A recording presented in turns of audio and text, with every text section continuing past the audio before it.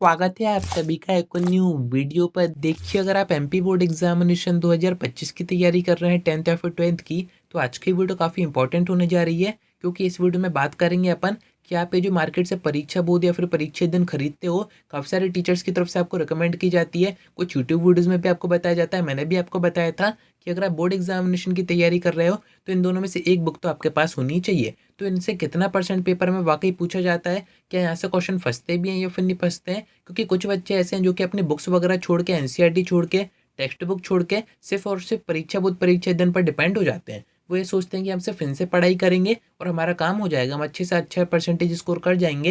तो ऐसा वाकई होता है या फिर नहीं होता है, एंड वाकई कितना परसेंट पेपर में यहाँ से आता है, यही सारी चीज़ें मैं आपको इस वीडियो में बताऊंगा। काफ़ी कमेंट भी आ रहे थे आप सभी के, तो सारी चीज़ें अपन आगे समझते हैं। वीडियो में एंड तक बने रहिए, नहीं तो सब्सक्राइब जरूर से कर दीजिएगा, नोटिफिकेशन आइकन ऑन करके रखिएगा। एमपी बोर्ड एग्जामिनेशन की ऐसी इन्फॉर्मेटिव वीडियोस मैं आपको आगे देता रहूंगा। अब देखिए, परीक्षा बोर्ड हो या फिर परीक्षा अध्ययन हो, इनको खरीदने के अपने तीन मेन मोटिव होते हैं। फर्स्ट मोटिव होता है कि इसमें आपको ब्लूप्रिंट दिया जाता है जो कि एमपी बोर्ड की तरफ से जारी किया जाता है। सेकंड मोटिव होता है कि इसमें आपको ऑब्जेक्टिव क्वेश्चन दिए जाते हैं। अगर आप किसी अदर बुक से पढ़ाई कर रहे हैं, किसी रेफरेंस बुक से या फिर एनसीईआरटी से, उसमें आप देखेंगे कहीं पर भी आपको ऑब्जेक्टिव टाइप क्वेश्चन नहीं दिखेंगे। पर परीक्षा बोर्ड हो या फिर परीक्षा अध्ययन हो, इसमें आपको सभी चैप्टर के ऑब्जेक्टिव क्वेश्चन दिख जाएंगे एंड सभी टाइप्स के दिख जाएंगे। मैच द पेयर्स भी दिखेंगे, चूज द करेक्ट भी दिखेंगे, ट्रू फॉल्स दिख जाएंगे, वन वर्ड दिख जाएंगे। सभी टाइप के ऑब्जेक्टिव क्वेश्चन इसमें आपको दिए जाते हैं। थर्ड जो बड़ा मेन मोटिव होता है वो होता है कि इसमें आपको प्रीवियस ईयर के क्वेश्चन पेपर दिए जाते हैं एंड विथ आंसर दिए जाते हैं। प्रीवियस ईयर के क्वेश्चन पेपर तो आप नेट से भी डाउनलोड कर सकते हो,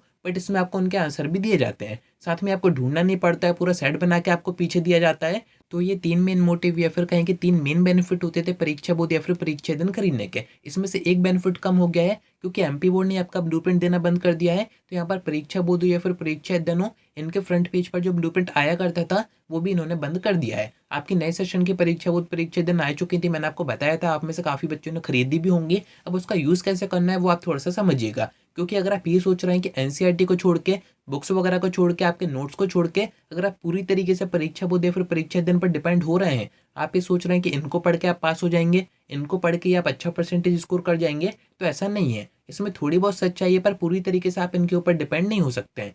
क्यों नहीं हो सकते हैं उसके रीजन मैं आपको आगे बताता हूँ। फर्स्ट में आपको एक बात साफ कर दूं, परीक्षा बोर्ड हो या फिर परीक्षा अध्ययन हो, ये कोई बुक नहीं है, ना ही ये किसी तरह की कोई गाइड है। एंड एमपी बोर्ड ये कभी भी नहीं कहता है कि आप परीक्षा बोर्ड से पढ़ो, परीक्षा अध्ययन से पढ़ो, तभी आप पास हो पाओगे। आपने बुक पर देखा होगा कि 90% यहाँ से पूछा गया, 99% यहाँ से क्वेश्चन पूछे जाते हैं, आप इनसे तैयारी कीजिए, इस टाइप की आपने एडवर्टीजमेंट इनके फ्रंट पेज पर ही देखी होंगी। तो ये वाकई सच होता है या फिर नहीं होता है। एंड यहाँ पर एक मेन डाउट आप सभी की तरफ से सामने आता है कि आखिर परीक्षा बोर्ड परीक्षा अध्ययन में से आता कितना है, कितने क्वेश्चन ऐसे रिपीट होते हैं। तो इसका एक सीधा सा आंसर है, परीक्षा बोर्ड हो या फिर परीक्षा अध्ययन हो, ये किसी तरह की गाइड बुक तो है नहीं है, ये बस है आपके प्रीवियस ईयर के क्वेश्चन का सेट। इसमें आप देखोगे तो हर क्वेश्चन के ऊपर कुछ ना कुछ ईयर मेंशन रहेगा कि ये जो क्वेश्चन है वो इस ईयर में एमपी बोर्ड एग्जामिनेशन में आया हुआ है। 10th में हो या फिर 12th में हो, दोनों में आपको ये चीज़ कॉमन दिखेगी। एंड यहीं पर आपके मेन डाउट का आंसर आता है कि परीक्षा बोर्ड परीक्षा दिन में से कितने क्वेश्चन पेपर में फंसते हैं। तो देखिए, एमपी बोर्ड का जो पेपर डिजाइन किया जाता है उसमें आपको मैक्सिमम वही क्वेश्चन दिखेंगे जो कि हमेशा से इंपॉर्टेंट रहे हैं, जो कि एमपी बोर्ड एग्जामिनेशन में कभी ना कभी आ चुके हैं, यानी कि क्वेश्चन आपको रिपीट होते हुए दिखेंगे। तो परीक्षा बोर्ड परीक्षा दिन के फ्रंट पेज पर जो एडवर्टीजमेंट किया जाता है कि यहाँ से 90% आता है, 95% पूछा जाता है, आप इससे ही तैयारी कीजिए, वो इसी बेस पर कहते हैं। क्योंकि ये पूरा सेट ही है प्रीवियस ईयर के क्वेश्चन पेपर का। आप पूरी परीक्षा बोर्ड परीक्षा दिन देखिए, उनमें जिन क्वेश्चन पर भी आपको ऊपर ईयर मेंशन दिख जाए उसको आप समझ जाइए कि वो कभी ना कभी पेपर में आया हुआ है। एंड एमपी बोर्ड भी यही करता है, उसमें वही इंपॉर्टेंट टॉपिक से क्वेश्चन देता है, वही जो इंपॉर्टेंट हमेशा से रहा है। एक बात समझिए, आपका सेशन हो या फिर आपके पीछे का सेशन हो, आपके आगे जो सेशन आएंगे, जो इंपॉर्टेंट टॉपिक्स है वो हमेशा इंपॉर्टेंट ही होते हैं। पर आपके क्वेश्चन पेपर में मैक्सिमम कितने क्वेश्चन आते हैं, 20 से 24। तो उन्हीं इंपॉर्टेंट क्वेश्चन को आगे पीछे घुमा के या फिर उनकी लैंग्वेज चेंज करके आपको बोर्ड एग्जामिनेशन में दिए जाते हैं। तो यहाँ पर आपको डरना नहीं है। अब मैं आपको मेन बात बताता हूँ कि परीक्षा बोर्ड परीक्षा दिन को आपको यूज़ कैसे करना है। क्वेश्चन यहाँ से आते हैं पर आपको इनसे पढ़ना नहीं है। क्यों नहीं पढ़ना है? क्योंकि परीक्षा बोर्ड हो या फिर परीक्षा अध्ययन हो, इसमें आपको जो आंसर दिए जाते हैं, इसमें आपको जो डेरिवेशन दिए जाते हैं या फिर मैथ के, फिजिक्स के, केमिस्ट्री के, न्यूमेरिकल्स के किसी भी तरह के सोल्यूशन दिए जाते हैं, वो सही नहीं होते हैं। एंड अगर वो सही भी होते हैं तो उनकी जो लैंग्वेज है वो टफ होती है, उनकी जो स्टेप्स होते हैं वो आपको समझ में नहीं आएंगे।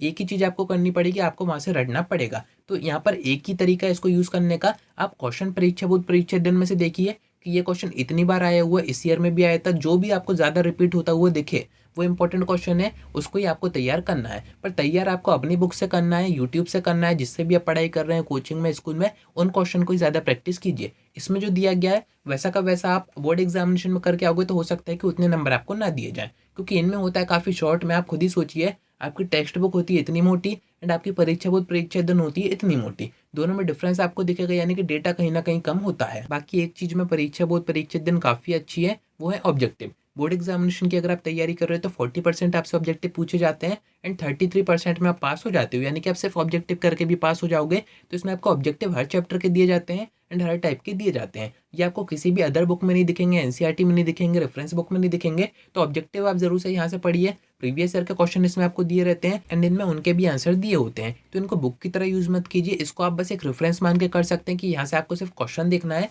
बाकी आप जो क्वेश्चन तैयार कर रहे हैं, जो सोल्यूशन कर रहे हैं, जो डेरिवेशन कर रहे हैं, या फिर किसी भी क्वेश्चन के जो आंसर्स हैं वो आप अपने से करिए, बुक से करिए या फिर यूट्यूब की मदद से कीजिए। तो उम्मीद है कि आपको ये बात समझ में आ गई होगी। बोर्ड एग्जामिनेशन में भी इसकी जो लैंग्वेज होती है उसमें कम मार्क्स ही आपको दिए जाते हैं, इसी कारण से मैं आपको बता रहा हूँ सारी चीज़ें। बाकी इसके बारे में अपन आगे और बात करेंगे कि आपकी जो परीक्षा बोर्ड परीक्षा दिन है एंड आपका जो ब्लूप्रिंट है, यानी कि मार्किंग स्कीम एमपी बोर्ड ने दिया है, इन दोनों को मिक्स करके सही यूज़ करके कैसे आप सिर्फ इनसे ही 90% से वो स्कोर कर सकते हैं, वो सब मैं आपको आगे बताऊंगा। कनेक्टेड रहिएगा। आज की वीडियो में इतना ही। कोई डाउट आता है कमेंट करके पूछ सकते हैं, या फिर आप मुझसे इंस्टा पर डीएम करके बात भी कर सकते हैं।